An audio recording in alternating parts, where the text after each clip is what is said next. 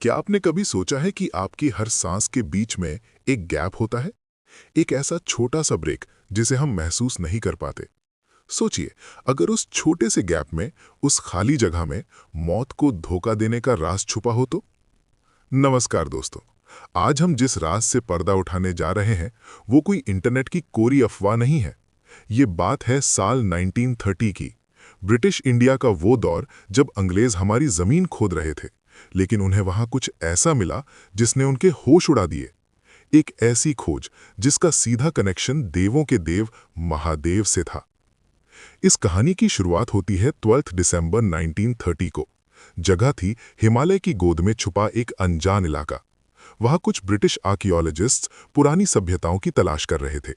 उन्हें लग रहा था कि उन्हें सोना मिलेगा, चांदी मिलेगी या कोई पुराना मंदिर मिलेगा। लेकिन उन्हें जो मिला वो इन सब से कहीं ज्यादा कीमती और कहीं ज्यादा खतरनाक था। उन्हें एक बंद संदूक मिला। उस संदूक के अंदर चमड़े के पुराने पन्नों पर लिखी एक पांडुलिपि थी। ये भाषा संस्कृत थी, लेकिन इसे लिखने का तरीका बेहद अलग था। जब उसे डिकोड किया गया तो पता चला कि वो कोई आम पूजा पाठ की किताब नहीं थी।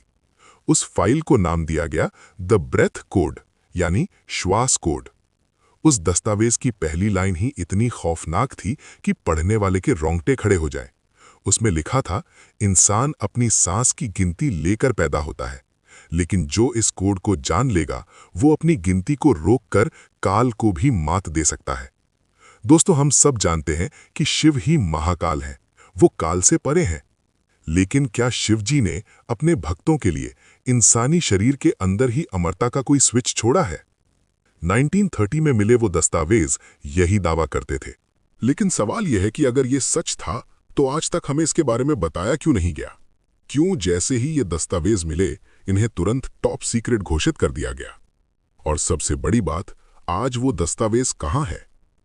उस समय के रिकॉर्ड्स बताते हैं कि उस टीम में एक भारतीय विद्वान भी था जिसका नाम था पंडित रामशरण। पंडित रामशरण ने जब उस टेक्स्ट को पढ़ा तो वो समझ गए कि ये विज्ञान भैरव तंत्र का एक खोया हुआ हिस्सा है। ये वो हिस्सा था जिसमें सांस लेने की एक ऐसी तकनीक बताई गई थी जो अगर कोई साधारण इंसान भी सीख ले तो उसका शरीर एनर्जी का एक ऐसा पावर हाउस बन जाएगा जिसे बीमारी तो क्या, बुढ़ापा भी छू नहीं पाएगा। आप इसे ध्यान से सुनिए, क्योंकि अब थोड़ा टेक्निकल और स्पिरिचुअल होने वाला है। हमारे शरीर में 72,000 नाड़ियां होती हैं। ये बिजली की तारों की तरह हैं जिनमें हमारी लाइफ एनर्जी यानी प्राण दौड़ता है। 1930 के उस डॉक्यूमेंट में लिखा था कि आम इंसान गलत तरीके से सांस लेता है। हम सिर्फ फेफड़ों के ऊपरी हिस्से का इस्तेमाल करते हैं। लेकिन उसमें एक कोड था, एक पैटर्न था। उदाहरण के लिए 4 सेकंड सांस लेना, 16 सेकंड रोकना और 8 सेकंड में छोड़ना। ये तो बस एक उदाहरण है, लेकिन असली कोड इससे कहीं ज्यादा गहरा था। उसमें बताया गया था कि कैसे अपनी सांस की रिदम को शिव के डमरू की रिदम के साथ जोड़ना है। कहा जाता है कि जब पंडित रामशरण ने इस कोड को अपने ऊपर ट्राई किया तो उनके साथ कुछ बेहद अजीब घटनाएं होने लगी। उनकी भूख और प्यास खत्म हो गई। उनके चेहरे पर एक ऐसा तेज आ गया कि लोग उनकी तरफ देख नहीं पाते थे। वो ब्रिटिश ऑफिसर्स डर गए। उन्हें लगा ये कोई काला जादू है। लेकिन दोस्तों, ये जादू नहीं था। ये बायो एनर्जी का वो विज्ञान था जो आज क्वांटम फिजिक्स समझने की कोशिश कर रहा है। शिव, जो इस ब्रह्मांड की सबसे बड़ी एनर्जी है, उन्होंने हमारे शरीर को भी उसी एनर्जी से बनाया है। बस हमें उसका पासवर्ड नहीं पता, और वो पासवर्ड है हमारी सांस। तो आखिर उस डॉक्यूमेंट में ऐसा क्या लिखा था जो दुनिया के सामने कभी नहीं आया? उसमें लिखा था कि मृत्यु एक भ्रम है। शरीर बदलता है, लेकिन जो सांस के बीच की शून्य अवस्था में जीना सीख ले वो समय को रोक सकता है। सोचिए, समय को रोकना, क्या यह संभव है? अब मैं आपको उस घटना की तरफ ले चलता हूं जिसने सब कुछ बदल दिया। उस रात कैंप में एक अजीब सी खामोशी थी। तारीख थी 14 दिसंबर 1930। मेजर स्टीवेंस, जो उस ब्रिटिश टीम को लीड कर रहे थे, उन्होंने देखा कि पंडित रामशरण अपने टेंट में नहीं है। वो बाहर पहाड़ की चोटी पर बैठे थे। तापमान माइनस में था, लेकिन रामशरण के शरीर पर पसीने की बूंदें थी। मेजर स्टीवेंस अपनी बंदूक लेकर उनके पास पहुंचे। उन्हें लगा कि ये भारतीय उस कीमती दस्तावेज को लेकर भागने की फिराक में है। स्टीवेंस ने चिल्लाकर कहा, पंडित, वो फाइल कहाँ है? लेकिन पंडित रामशरण ने कोई जवाब नहीं दिया। वो एक ऐसी गहरी समाधि में थे जहां बाहर की आवाजें नहीं पहुंचती। स्टीवंस ने गुस्से में उनके कंधे पर हाथ रखा। और दोस्तों, यही वो हुआ जो विज्ञान के नियमों को तोड़ देता है। जैसे ही मेजर ने उन्हें छुआ, उन्हें बिजली का एक इतना तेज झटका लगा कि वो कई फीट दूर जाकर गिरे। ये कोई 220 वोल्ट का करंट नहीं था, ये बायो इलेक्ट्रिसिटी थी। वो ऊर्जा जो उस श्वास कोड का अभ्यास करने से पंडित जी के शरीर में पैदा हो रही थी। उस वक्त पंडित रामशरण ने अपनी आंखें खोली। उनकी आंखों में वो शांति नहीं थी जो साधुओं में होती है, बल्कि एक आग थी, रुद्र की आग। उन्होंने स्टीवंस की तरफ देखा और सिर्फ एक लाइन कही, तुम कागज तो चुरा सकते हो मेजर, लेकिन उस सांस को कैसे चुराओगे जो हवा में नहीं बल्कि तुम्हारे ही अंदर शून्य में छुपी है। अगले ही दिन वो दस्तावेज गायब हो गए। ब्रिटिश रिकॉर्ड्स कहते हैं कि वो फाइल जल गई थी, लेकिन सच्चाई कुछ और थी। कहा जाता है कि उस फाइल को सीक्रेट सर्विस ने जब्त कर लिया और लंदन भेज दिया। क्यों? क्योंकि उन्हें डर था। उन्हें डर था कि अगर गुलाम भारत के लोगों को पता चल गया कि उनके पूर्वजों के पास अमरता और असीमित ऊर्जा का विज्ञान था, तो उन्हें गुलाम बनाए रखना नामुमकिन हो जाएगा। सोचिए, एक ऐसा इंसान जिसे भूख प्यास न लगे, जिसे थकान न हो और जिसका दिमाग सुपर कंप्यूटर से तेज चले। क्या कोई उसे जंजीरों में बांध सकता है? नहीं। इसलिए उस ज्ञान को दबा दिया गया। लेकिन वो ये भूल गए कि सत्य को फाइलों में बंद नहीं किया जा सकता। वो ज्ञान आज भी हिमालय की गुफाओं में गूंजता है। और आज मैं आपको उस कोड का वो हिस्सा बताने जा रहा हूं जो लीक हो गया था। अब बहुत ध्यान से सुनिएगा। हमारे शरीर में सांस लेने के दो रास्ते हैं, बाएं और दाएं, यानी इड़ा और पिंगला। बाईं नाक यानी चंद्र स्वर, जो शरीर को ठंडा रखता है, और दाईं नाक यानी सूर्य स्वर, जो शरीर में गर्मी और ऊर्जा पैदा करता है। आम इंसान की दिक्कत यह है कि उसकी सांसें बिना किसी कंट्रोल के चलती हैं। कभी बायां स्वर चलता है, कभी दायां। हम बस जी रहे हैं, सांस नहीं ले रहे हैं। लेकिन 1930 के उस दस्तावेज में सुषुम्ना नाड़ी को जागृत करने का कोड लिखा था। सुषुम्ना वो सेंट्रल लाइन है जो हमारी रीढ़ की हड्डी के बीच से होकर सीधे दिमाग तक जाती है। महादेव का त्रिशूल देखा है आपने? वो 3 लाइनें यही हैं, इड़ा, पिंगला और बीच में सुषुम्ना। जब प्राणवायु यानी आपकी सांस अगल बगल से हटकर सीधे बीच वाली नाड़ी में बहने लगती है, तब समय रुक जाता है। उस डॉक्यूमेंट में लिखा था, जब सांस न बाहर जाए न अंदर आए और बीच में ठहर जाए, वही वो पल है जब तुम मृत्यु के दायरे से बाहर निकल जाते हो। इसे कहते हैं केवल कुंभक। दोस्तों, क्या आपने कभी गौर किया है, जब आपको बहुत गुस्सा आता है तो आपकी सांस तेज हो जाती है, जब आप डरते हैं तो सांस अटक जाती है, और जब आप बहुत गहरे ध्यान में या सुकून में होते हैं तो सांस एकदम धीमी हो जाती है। इसका मतलब साफ है, आपकी सांस का रिमोट कंट्रोल आपके मन के पास है। लेकिन श्वास कोड इसका उल्टा सिखाता है। अगर आप सांस को कंट्रोल कर लें तो मन अपने आप कंट्रोल हो जाएगा, और जो मन को जीत लेता है वही तो असली विजेता है। उस दस्तावेज में एक तकनीक का जिक्र था जिसे शिव स्वरोदय कहा जाता है। इसमें बताया गया था कि दिन के किस समय आपको कौन सी नाक से सांस लेनी चाहिए ताकि आप ब्रह्मांड की एनर्जी से सिंक हो सकें। लेकिन सबसे खतरनाक और पावरफुल हिस्सा था द डेड जोन। जी हाँ, द डेड जोन। वैज्ञानिक भाषा में इसे हाइपोक्सिया कहते हैं, लेकिन योग की भाषा में ये समाधि की पहली सीढ़ी है। जब आप सांस को बाहर छोड़ते हैं और उसे वापस अंदर लेने से पहले जो खालीपन होता है, उस खालीपन को बढ़ाना ही इस कोड का असली मकसद था। सांस छोड़ी, रुके, 1 सेकंड, 2 सेकंड, 3 सेकंड। वो जो खालीपन है वही शिव है, वही शून्य है। उस खालीपन में ना तो आपके विचार होते हैं, ना ही आपका अहंकार। और जब अहंकार नहीं होता तो मौत किसे आएगी? मौत तो शरीर और अहंकार की होती है, चेतना की नहीं। पंडित रामशरण में उस रात मेजर स्टीवंस को यही समझाने की कोशिश की थी। उन्होंने कहा था, मेजर, तुम जिसे खाली हवा समझ रहे हो वो दरअसल प्राण है। हम हवा नहीं खाते, हम प्राण पीते हैं। आज मॉडर्न साइंस भी इस बात को मान रही है। आपने विम हॉफ जैसे लोगों का नाम सुना होगा जो बर्फ में घंटों बैठे रहते हैं। वो क्या करते हैं? वो भी तो सांस के इसी पैटर्न का इस्तेमाल करते हैं।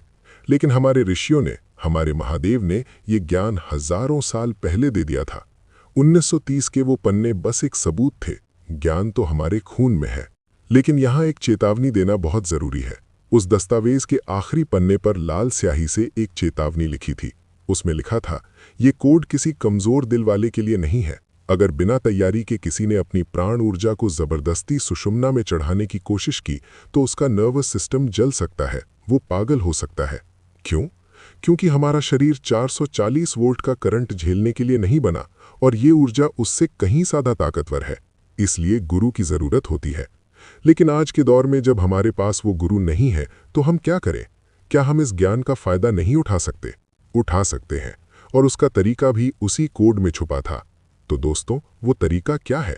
उस सीक्रेट को हम आज, अभी और इसी वक्त डिकोड करेंगे। आप जहां भी बैठे हैं, बस अपनी रीढ़ की हड्डी सीधी कर लें। उस 1930 के दस्तावेज का निचोड़ एक बहुत ही सरल लेकिन शक्तिशाली अभ्यास में था। इसे नाड़ी शोधन का एडवांस लेवल कहा जाता है, लेकिन हम इसे शिव बीट कहेंगे।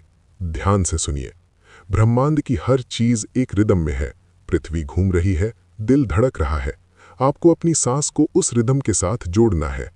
रेशियो है 1:4:2, यानी अगर आप 1 सेकंड सांस लेते हैं तो उसे 4 सेकंड रोकिए और 2 सेकंड में बाहर निकालिए। लेकिन रुकिए, सिर्फ गिनती गिनने से कुछ नहीं होगा। असली खेल है विजुअलाइजेशन का, यानी महसूस करने का। जब आप सांस अंदर लें तो महसूस करें कि एक सफेद रोशनी, एक बिजली आपकी रीढ़ की हड्डी के सबसे निचले हिस्से से ऊपर उठ रही है। जब आप सांस को रोकें, कुंभक, तो महसूस करें कि वो रोशनी आपके माथे के बीचों बीच, यानी आपके तीसरे नेत्र, थर्ड आई पर रुक गई है। वहां एक धमाका हो रहा है, ऊर्जा का धमाका। और जब सांस बाहर छोड़ें तो महसूस करें कि वो ऊर्जा आपके पूरे शरीर में फैल रही है, आपके हर सेल को, हर कोशिका को नया कर रही है। 1930 में मिले उस कागज में लिखा था कि जो इंसान हर रोज ब्रह्म मुहूर्त में, यानी सुबह 3 से 5 बजे के बीच इस कोड का अभ्यास 21 मिनट तक करता है, 40 दिन के अंदर उसका डीएनए बदलने लगता है। उसकी उम्र थमने लगती है। उसके चेहरे पर वो ओज आ जाता है जिसे देखकर जंगली जानवर भी शांत हो जाते हैं। आपको क्या लगता है, हमारे पूर्वज जो 100-150 साल तक बिना किसी बीमारी के जीते थे, वो क्या कोई जादू था? नहीं, वो यही विज्ञान था। वो अपनी सांसों को खर्च नहीं करते थे, वो उन्हें निवेश, इन्वेस्ट करते थे। कछुआ 1 मिनट में सिर्फ 4 बार सांस लेता है और वो 300 साल जीता है। कुत्ता 1 मिनट में 24 बार सांस लेता है और वो सिर्फ 10-12 साल जीता है। गणित बहुत सरल है दोस्तों, जितनी कम और गहरी सांस, उतनी लंबी जिंदगी। महामृत्युंजय मंत्र का भी यही अर्थ है। हम त्रयंबकम, यानी 3 नेत्रों वाले शिव की पूजा करते हैं ताकि वो हमें मृत्यु के बंधन से वैसे ही मुक्त कर दें जैसे ककड़ी अपनी बेल से अपने आप अलग हो जाती है। ये मुक्ति मरने के बाद नहीं, जीते जी मिलती है। और इस मुक्ति की चाबी आपकी नाक के ठीक नीचे चल रही है, जिसे आप अभी महसूस कर सकते हैं। लेकिन 1930 की उस कहानी का अंत क्या हुआ? क्या पंडित रामशरण पकड़े गए या वो गायब हो गए? कहानी का अंत वैसा नहीं हुआ जैसा अंग्रेजों ने सोचा था। उस रात के बाद पंडित रामशरण कभी किसी को नहीं दिखे। मेजर स्टीवंस ने पूरे पहाड़ को छान मारा, लेकिन वहां पैरों के निशान तक नहीं थे। सिर्फ एक चीज मिली थी। उस चट्टान पर जहां पंडित जी बैठे थे, वहां पत्थर पर कुछ उकेरा हुआ था। वो कोई नाम नहीं था, कोई नक्शा नहीं था। वो संस्कृत का एक श्लोक था, ना हम देहो नेन्द्रियाणी शिवो हम शिवो हम, यानी न मैं ये शरीर हूं, न मैं ये इंद्रियां हूं, मैं ही शिव हूं, मैं ही वो अनंत ऊर्जा हूं। मेजर स्टीवंस अपनी डायरी में लिखते हैं कि उस घटना के बाद उनकी जिंदगी बदल गई। उन्होंने अपनी नौकरी छोड़ दी और भारत में ही रहकर योग को समझने की कोशिश की। वो समझ गए थे कि जिस सुपर वेपन की तलाश दुनिया कर रही है, वो किसी संदूक में नहीं बल्कि इंसान के अंदर है। दोस्तों, द ब्रेथ कोड या श्वास कोड कोई किताब नहीं है जिसे पढ़कर आप रट्टू तोता बन जाएं। ये एक अनुभव है। आज की दुनिया हमें डराती है, महामारियां, युद्ध, तनाव, हर तरफ मौत का डर है। लेकिन जो शिव के इस कोड को समझ लेता है, उसके लिए डर का कोई अस्तित्व नहीं बचता। आपके फेफड़े सिर्फ हवा पंप करने की मशीन नहीं है, वो ब्रह्मांड से बात करने का यंत्र है। अगली बार जब आप सांस लें तो याद रखिएगा कि आप सिर्फ ऑक्सीजन नहीं ले रहे, आप साक्षात महाकाल का प्रसाद ग्रहण कर रहे हैं। कोशिश कीजिए आज से ही, अपनी सांसों पर पहरा लगाइए। व्यर्थ की सांसें मत खर्च कीजिए। गुस्से में, जलन में, नफरत में अपनी उम्र मत घटाइए। गहरी सांस लें, उसे रोकें, उस शून्य को, उस शिव को अपने अंदर महसूस करें। क्योंकि इतिहास गवाह है, दस्तावेज जलाए जा सकते हैं, छुपाए जा सकते हैं, लेकिन जो सत्य आपके अंदर धड़क रहा है, उसे दुनिया की कोई ताकत नहीं मिटा सकती। क्या आप तैयार हैं अपनी सांसों की कोड को अनलॉक करने के लिए? क्या आप तैयार हैं अपने भीतर के शिव से मिलने के लिए? अगर हाँ, तो कमेंट में पूरे जोश और ऊर्जा के साथ लिखिए हर हर महादेव। और अगर आप चाहते हैं कि हम इस तकनीक के प्रैक्टिकल स्टेप्स पर एक अलग वीडियो बनाएं, तो वो भी हमें ज़रूर बताएं। इस वीडियो को उन लोगों के साथ शेयर करें जिन्हें आप खोना नहीं चाहते, क्योंकि ये ज्ञान ही असली संजीवनी है। मिलते हैं अगले वीडियो में एक और दबे हुए सच के साथ। तब तक अपनी सांसों का ख्याल रखें। जय महाकाल।